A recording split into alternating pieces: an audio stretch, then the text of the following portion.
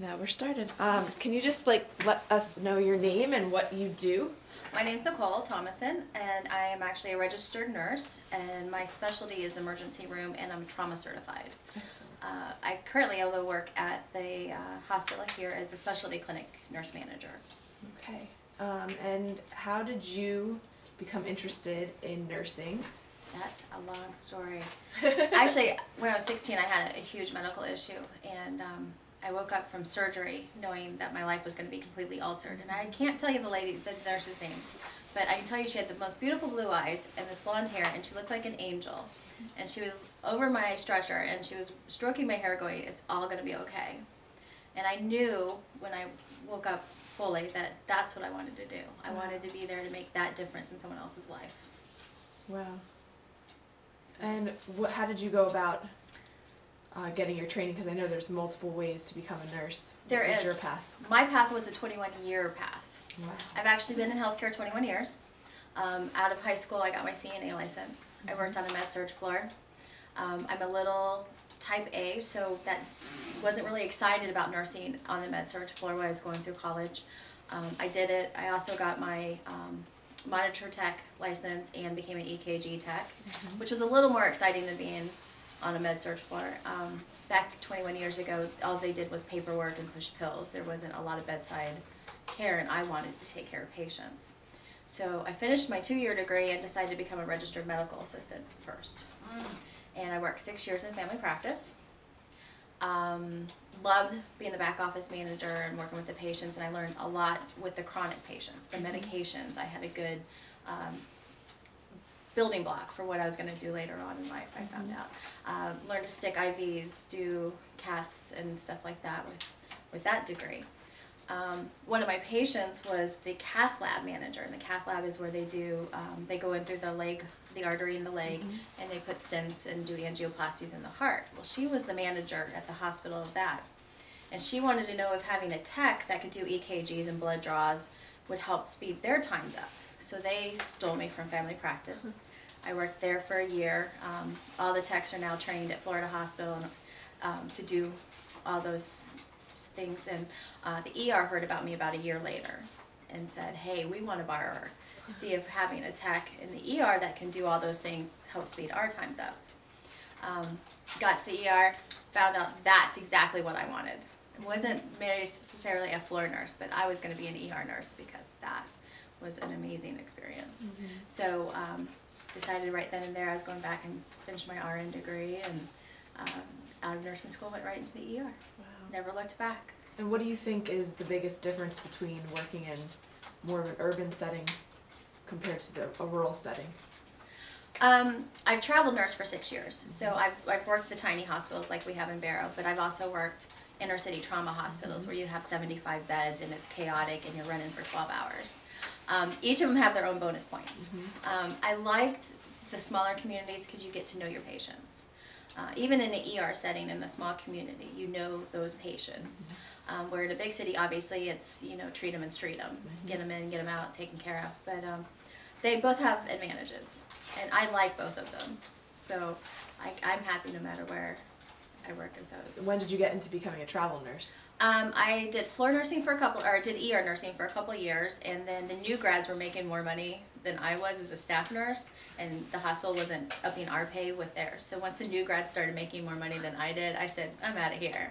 I always knew I wanted to be a travel nurse, because in the ER, as a tech, we always had travel nurses coming in, and their stories were just amazing. Yeah. I mean, you go somewhere for 13 weeks, you work, they pay for your housing, your insurance, everything, and you have to be a real flexible person to travel nurse. But the stories and the places they got to see, and I knew that's exactly what I wanted to do. And I've done it for 6 years and wouldn't change it for the world. That's awesome. So this next question, what is the most rewarding part of your job, and why would you say that is rewarding? Knowing that you made a difference.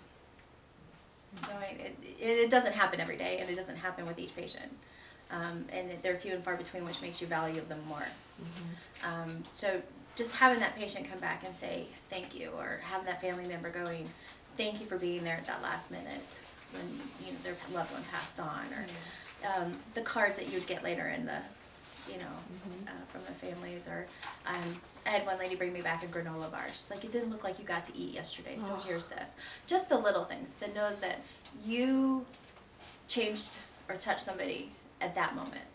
That's what makes this whole job worth it. So what is the most challenging on the flip side, and why? Probably, I think the biggest thing I have an issue with is probably the patients that don't take care of themselves.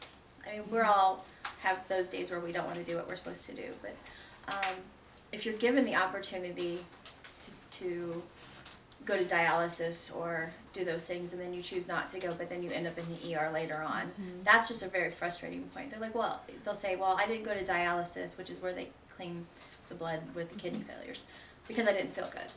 Well, here, great. 10 hours later, how do you feel now? You know, things like that. That's a frustrating. Dealing with parents who don't necessarily want to do what's right for their kids is another hard one. I personally, in the ER, have a problem with dealing with drunk drivers that have hit people. But you put your personal feelings aside and you take care of them to the best of your ability because they're your patient. So, but it's harder occasionally to move those things away, and but you do it. You learn. It's not easy. Yeah, that's got to be hard. It is hard, but you do it, and you learn from it, and you become a better person. You're a little more tolerant. As everyone says, oh, I'm a cynical old ER nurse, but you get to be a little more tolerant. Makes sense. And you kind of gave us a little idea of starting out as a CNA and how you through your studies were able to progress, and obviously becoming a travel nurse needed a lot more experience before you can go ahead and do something like that. But from here, do you see room for career growth? Where do you see yourself going?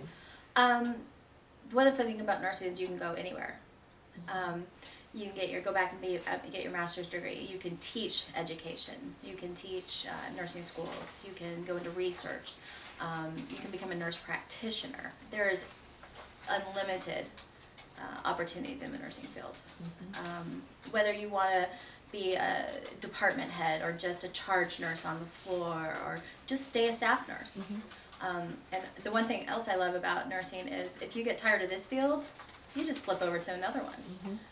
You don't want to do ER anymore, you can go do OR, the operating room, or you can go do endoscopy with a bunch of scopes, or you can go be an ICU nurse. You don't have to stay in the same field. I choose to stay in ER because I absolutely love it, and I love the fast pace, and I love having to think on my feet. Do I want to do it the rest of my life? Probably not. I'll probably flip over at some point, but at this point I still love it. But there's room to flip. There's room to flip everywhere. Definitely. That's awesome. And you can go from the hospital, you can go case management, where you're not doing floor work, but you're still working with patients. And then you can also do public health nursing if you want to work in the health department. So you have such a wide range. Let's see what's next. Continued education. One of the things we talk about a lot in this class is the fact that whenever you're a part of the medical field, you are going to be a lifelong learner because of the way technology advances, because of all the changes that happen minute to minute, really, realistically, when you look at the big picture. Can you explain how that looks for nursing, how continued education looks, and why it's so important? Well, it's important because, like you said, there's new medications coming out monthly. There's new techniques, there's new procedures. Your nursing license actually, whatever state you decide to get your license in, requires you to have, I think, 24 hours in a two month. Your license is 2 years, so you have to have that. I do a lot of mine with my certifications, my trauma nurse certification, my advanced life support, my pediatric advanced life support, my basic CPR cards. But then I go through Western College or a couple of the other ones and do a lot of classes that are book read and then take a test. And I have 13 licenses, or 13 different states that I travel to that I have licenses in. And they're good for all of them. But I do it because I like the updated information. It's not because I'm mandatory to do them, but I do it because everything changes so much. And whether, even in your field, if you decide to do floor nursing, well, diabetes medications change on a regular basis. It's a continual update. If you stay back where you graduated at and don't want to learn anything more, you're going to be out of the system pretty quickly. Exactly. And then finally, what advice would you have for students entering the field? This is going to be used to hopefully change our format of classes and provide this to rural students out in the villages outside of Barrow and beyond. So what would you tell them or explain to them about having success in college or in the medical field, or any kind of, advice that You have might to want it. You personally have to want it. I tell people all the time, don't go into nursing because you think it's job security or it's more money. Because it's not more money for what you do. It's really not. And job security, great, but if you don't like what you do, you're not going to be happy there. So I tell them, if you're going to go into healthcare, whether it's a doctor, a nurse, x-ray technician, you do it because you want to do it, because you love being there, you love the people, you love taking care of people. Because if you go into those colleges with any other attitude that I'm going for the money, I'm going because I will always have a job, you're not going to make it through. The classes are hard. Nursing classes, I'm not going to lie to anyone, are hard classes, and if you're not there for the right reason, you will not make it through, and they'll weed you out. But so do what you want to do. If it's something that you truly believe that you can do and want to do the rest of your life, then that is where you go. And if it's not something you can see yourself doing, not even worth taking the time to do it, because it's not going to work for you. But study. Gotta study. Lots of studying. And do it for the right reasons. Yep, right reasons. Anything else you want to share, or any little? No, just it's the most rewarding thing you'll ever do. Being a nurse, being a doctor, just helping people. Thank you. Very good.